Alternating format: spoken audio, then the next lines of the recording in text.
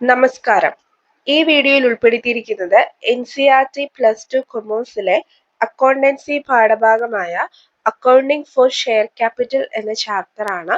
Accounting for share capital എന്ന ചാപ്റ്ററിലുള്ളത് എന്താണ് ഷെയർ ക്യാപിറ്റൽ, അതുപോലെ തന്നെ ഷെയർ ക്യാപിറ്റൽ അക്കൗണ്ട്സ് ആരാണ് നിർമ്മിക്കുന്നത്, ഷെയർ ക്യാപിറ്റലും കമ്പനിയും തമ്മിൽ എന്താണ് ബന്ധം, അതുപോലെ തന്നെ കൈൻഡ്സ് ഓഫ് കമ്പനീസ്, അങ്ങനെ ഷെയർസ്, അങ്ങനെയൊക്കെ ഒരുപാട് കാര്യങ്ങളാണ് അക്കൗണ്ടിംഗ് ഫോർ ഷെയർ ക്യാപിറ്റൽ എന്ന ചാപ്റ്ററിലുള്ളത്.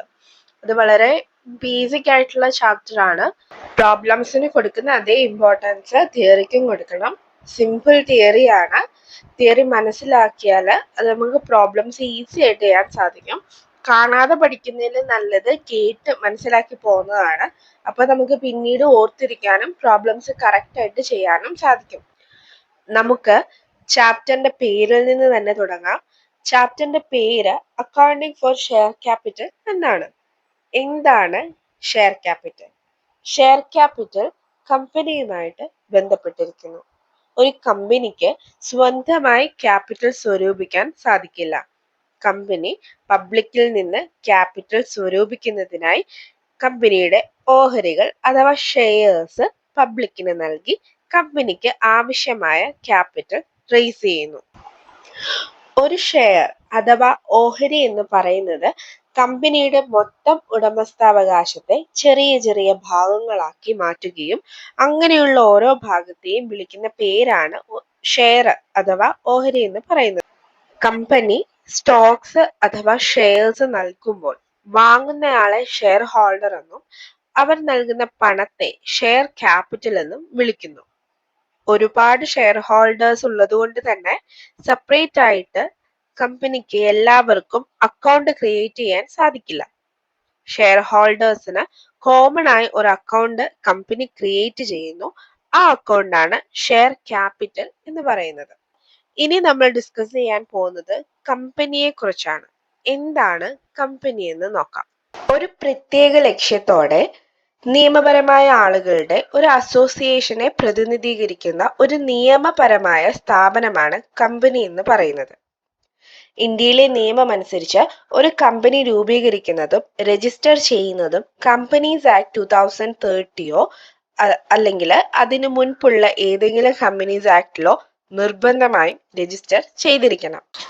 കമ്പനിക്ക് സ്വന്തമായി ക്യാപിറ്റൽ സ്വരൂപിക്കാൻ സാധിക്കില്ല.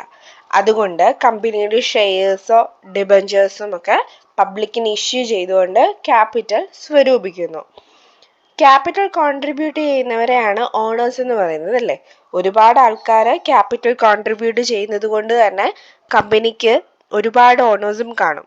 ഷെയർസ് കൈവശം വെക്കുന്ന ആൾക്കാരെ ഷെയർ ഹോൾഡേഴ്സ് എന്ന് നമ്മൾ ആദ്യം ആണെന്ന് നമ്മൾ ആദ്യം പറഞ്ഞിരുന്നു. ഷെയർ ഹോൾഡേഴ്സിന് എല്ലാവർക്കും കമ്പനിയെ നിയന്ത്രിക്കാൻ സാധിക്കില്ല. അതായത് മാനേജ്മെന്റ് പ്രോസസ്സിലോട്ട് വരുമ്പോൾ എല്ലാ ഷെയർ ഹോൾഡേഴ്സിനെയും ഉൾപ്പെടുത്താൻ സാധിക്കാത്തത് കൊണ്ട് തന്നെ ഷെയർ ഹോൾഡേഴ്സിൻ്റെ ഇടയിൽ നിന്നും ഇലക്ട് ചെയ്ത് ബോർഡ് ഓഫ് ഡയറക്ടേഴ്സിനെ നിയമിക്കുന്നു. ബോർഡ് ഓഫ് ഡയറക്ടേഴ്സ് ആയിരിക്കും കമ്പനിയുടെ കാര്യങ്ങൾ മാനേജ് ചെയ്യുന്നതും മുഴുവൻ ഓണേഴ്സിനെയും റെപ്രസെന്റ് ചെയ്യുന്നതും. ഇനി നോക്കാൻ പോകുന്നത് കമ്പനിയുടെ ഫീച്ചേഴ്സ് ആണ്. ആദ്യത്തെ ഫീച്ചർ എന്ന് പറയുന്നത് ബോഡി കോർപ്പറേറ്റ്. നമ്മൾ ആദ്യം തന്നെ പറഞ്ഞിരുന്നു, കമ്പനി നിയമപരമായിട്ട് സ്ഥാപിക്കുന്ന ഒരു സ്ഥാപനമാണ് അല്ലെങ്കിൽ ഒരു ഓർഗനൈസേഷൻ ആണ് പറഞ്ഞിരുന്നു.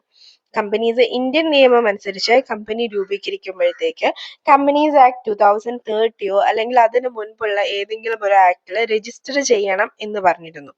പക്ഷെ ബാങ്കിങ്, ഇൻഷുറൻസ് പോലുള്ള കമ്പനീസ് ആണെങ്കിൽ അവർക്ക് സെപ്പറേറ്റ് ലോ ആണ്. കമ്പനീസ് ആക്ട് 2030 ഒന്നും ആയിരിക്കില്ല ബാങ്കിങ്, ഇൻഷുറൻസിനെ സംബന്ധിച്ച്. അപ്പൊ അതുകൊണ്ട് തന്നെ നമുക്ക് പറയാം, കമ്പനി എന്ന് പറയുന്നത് അവർക്ക് കുറച്ച് ലീഗൽ റൈറ്റ്സും ഉണ്ട്, അതുപോലെ തന്നെ അവർക്ക് കുറച്ച് ഉത്തരവാദിത്തങ്ങളും ഉണ്ട്. ഇനി അടുത്ത ഫീച്ചർ നോക്കാം, സെപ്പറേറ്റ് ലീഗൽ എൻറ്റിറ്റി. നമ്മൾ ബിസിനസിന്റെ ഫീച്ചേഴ്സ് പഠിക്കുമ്പോഴും ഉള്ള ഒരു കാര്യമാണ് separate legal entity. Separate legal entity കൊണ്ട് ഉദ്ദേശിക്കുന്നത് എന്താ?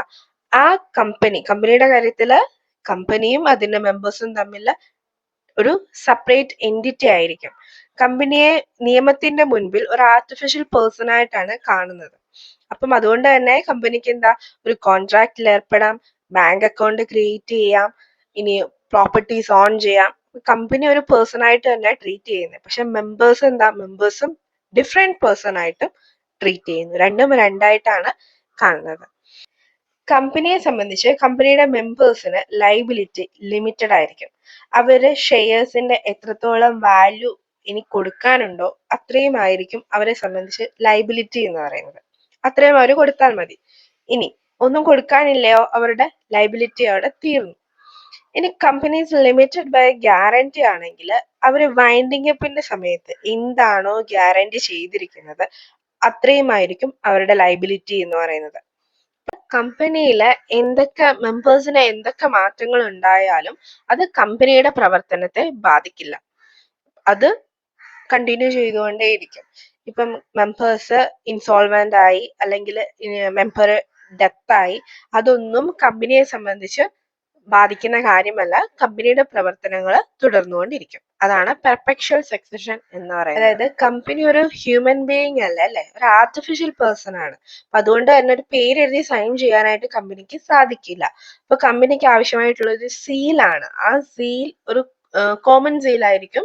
ഏത് കോൺട്രാക്റ്റിൽ ഏർപ്പെട്ടാലും ഏത് എഗ്രിമെന്റ്, അതായത് മനുഷ്യൻ സൈൻ ചെയ്യുന്ന പോലെ തന്നെ അങ്ങനെ ആവശ്യമുള്ള സാഹചര്യങ്ങളിലൊക്കെ ഈ സീൽ ആയിരിക്കും യൂസ് ചെയ്യുക. കറന്റ് ഷെയർ ഹോൾഡർ, അതായത് ഷെയർസ് ഓൺ ചെയ്തിരിക്കുന്ന ആ ഷെയർ ഹോൾഡർ തന്റെ ഷെയർ മറ്റൊരാൾക്ക് കൈമാറുന്നു. അതായത് ഒന്നെങ്കിൽ ആ കമ്പനിയുടെ മെമ്പർ ആയിരിക്കാം, അല്ലെങ്കിൽ ഏതെങ്കിലും കമ്പനിയുടെ മെമ്പർ അല്ലാത്ത ഏതെങ്കിലും വേറെ ഒരാളായിരിക്കാം. അപ്പൊ transfer of shares public limited, അതായത് പബ്ലിക് കമ്പനിയെ സംബന്ധിച്ച് ഫ്രീ ആയിരിക്കും. കമ്പനിയുടെ അനുവാദമോ അല്ലെങ്കിൽ കമ്പനിയിലുള്ള മറ്റ് മെമ്പേഴ്സിന്റെ അനുവാദമോ അവിടെ ആവശ്യമില്ല. അതാണ് ട്രാൻസ്ഫറബിലിറ്റി ഓഫ് ഷെയർസ് പറഞ്ഞിരിക്കുന്നത്. കമ്പനി ഒരു ലീഗൽ പേഴ്സൺ ആണ്, അതുപോലെ തന്നെ ഒരു ആർട്ടിഫിഷ്യൽ പേഴ്സൺ ആണ്. കമ്പനിക്ക് ഒരു കോൺട്രാക്ട് ക്രിയേറ്റ് ചെയ്യാനോ അതുപോലെ തന്നെ ഒരു കോൺട്രാക്റ്റിൽ എൻ്റർ ചെയ്യാനുമുള്ള റൈറ്റ് ഉണ്ട്.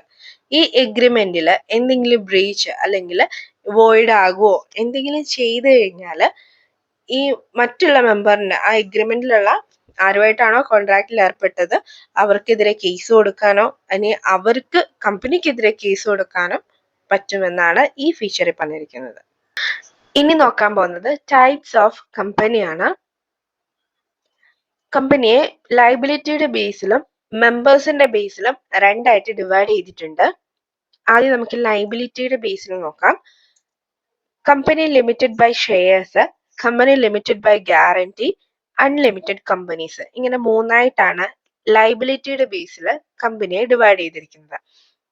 ലിമിറ്റഡ് ബൈ ഷെയർസ് എന്ന് പറയുമ്പോഴത്തേക്കും മെമ്പേഴ്സിന്റെ കയ്യിൽ എത്രത്തോളം ഷെയർസ് ഉണ്ടോ അതിന്റെ വാല്യൂ മാത്രമായിരിക്കും കമ്പനിയുടെ മെമ്പേഴ്സിന്റെ ലയബിലിറ്റി എന്ന് പറയുന്നത്. ഇനി ലിമിറ്റഡ് ബൈ ഗ്യാരണ്ടി ആണെങ്കിൽ വൈൻഡിങ് അപ്പിന്റെ സമയത്ത്, അതായത് കമ്പനി പിരിച്ചുവിടുന്ന സമയത്ത് എന്താണോ മെമ്പേഴ്സ് ഗ്യാരണ്ടി ചെയ്തിട്ടുള്ളത് അതായിരിക്കും അവരുടെ ലയബിലിറ്റി എന്ന് പറയുന്നത്. ഇനി അൺലിമിറ്റഡ് കമ്പനീസ് ആണെങ്കിൽ ഇവരുടെ ലയബിലിറ്റി എന്നും, അതായത് കമ്പനിയുടെ മെമ്പേഴ്സിന്റെ ലയബിലിറ്റി എന്ന് പറയുന്നത് കമ്പനിയുടെ ഡെപ്റ്റ് പറ്റത്തില്ല, അതായത് ഡെപ്റ്റ് തീർക്കാനായിട്ട് കമ്പനിയുടെ പ്രോപ്പർട്ടി കൊണ്ട് സാധ്യമല്ല എന്നുണ്ടെങ്കിൽ മെമ്പേഴ്സിന്റെ പ്രൈവറ്റ് പ്രോപ്പർട്ടിയും വിൽക്കാനായിട്ട്, അതായത് കമ്പനിയുടെ ഡെപ്റ്റ് തീർക്കാൻ വേണ്ടി ഉപയോഗിക്കുന്നതാണ്. അതാണ് അൺലിമിറ്റഡ് കമ്പനീസ്, അതായത് ലയബിലിറ്റി അൺലിമിറ്റഡ് ആയിരിക്കും. ഇവിടെ മൂന്നായിട്ടാണ് ഡിവൈഡ് ചെയ്തിരിക്കുന്നത്. ലിമിറ്റഡ് ബൈ ഷെയർസ് ഉണ്ട്, limited by guarantee, unlimited companies. അത് കേൾക്കുമ്പോൾ തന്നെ നമുക്കത് മനസ്സിലോട്ട് എത്തണം. മെമ്പേഴ്സിന്റെ ബേസിസിൽ കമ്പനിയെ മൂന്നായിട്ട് ഡിവൈഡ് ചെയ്തിട്ടുണ്ട്. Public company, private company, 1% company. Public company എന്ന് പറയുന്നത് കമ്പനിയുടെ ഓണർഷിപ്പ്, അതായത് ഷെയർസ് പബ്ലിക്കിൽ ട്രേഡ് ചെയ്യുന്നു, അതാണ് പബ്ലിക് കമ്പനി എന്ന് പറയുന്നത്. അതുപോലെ തന്നെ മിനിമം 7 ആൾക്കാരെങ്കിലും, അതായത് 7 മെമ്പേഴ്സെങ്കിലും പബ്ലിക് കമ്പനി സ്റ്റാർട്ട് ചെയ്യുമ്പോൾ ആവശ്യമാണ്.